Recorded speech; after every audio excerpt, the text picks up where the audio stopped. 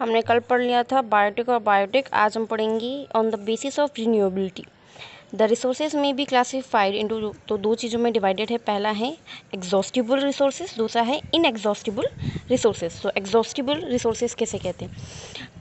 Exhaustible resources are those resources that can be used only once and cannot be replaced। तो ये एक ही बार use किया जा सकता है और दूसरी बार उसे रिप्लेस नहीं कर सकते easily। thus they are also known as non renewable resources। तो ये दूसरी कहते हैं ना, एक को दूसरी शब्दों में ये भी कहा जा सकता है। they are derived from the earth crust। कोयला, petroleum, minerals such as iron, copper, gold, silver and diamond are example of exhaustible resources. तो ये इन सब के इनके क्या है, एग्जाम्पल्स हैं कि इन चीज़ों को एक बार यूज़ करके दूसरी बार बहुत मतलब इतना इजीली आप उसको वापस यूज़ नहीं कर सकते। Minerals resources are in a high demand due to the development of industries and may soon be exhausted because in their exhaustive uses. तो बहुत ज़्यादा यूज़ कर लेते हैं तो इनकी डिमांड भी बहुत ज़्यादा है, बट इन्हें बहुत ज़्यादा यूज़ भी किया जाता है, तो अब ख़त्म होने के कगार पे।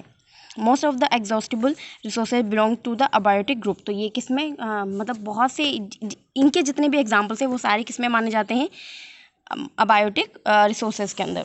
अब दूसरा है inexhaustible resources are those that get renewed और replaced continuously through the natural process. तो इन्हें क्या कर सकते हैं, एक से ज़्यादा बार यूज़ कर सकते हैं नेचुरल रिसोर्सेज के through. These resources are also known as a renewable resources. Soil, air, water, solar energy etcetera are example of inexhaustible resources. तो ये सारे किसके एग्जाम्पल हैं, इनएग्जॉस्टिबल रिसोर्सेज के, जिन्हें आप एक बार यूज़ करके उन्हें वापस यूज़ कर सकते हैं। Biotic resources are also considered as a renewable resources as they grow and multiple. क्योंकि इन्हें बहुत बार यूज़ कर सकते हैं तो क्या करते हैं, रिन्यूएबल मतलब ये चीज़ें एक बार यूज़ करने के बाद भी आप चाहें तो इन्हें यूज़ बार बार कर सकते हैं। तो आज हम ये 2 पॉइंट्स पढ़ेंगे। कोई प्रॉब्लम हो तो बताइएगा।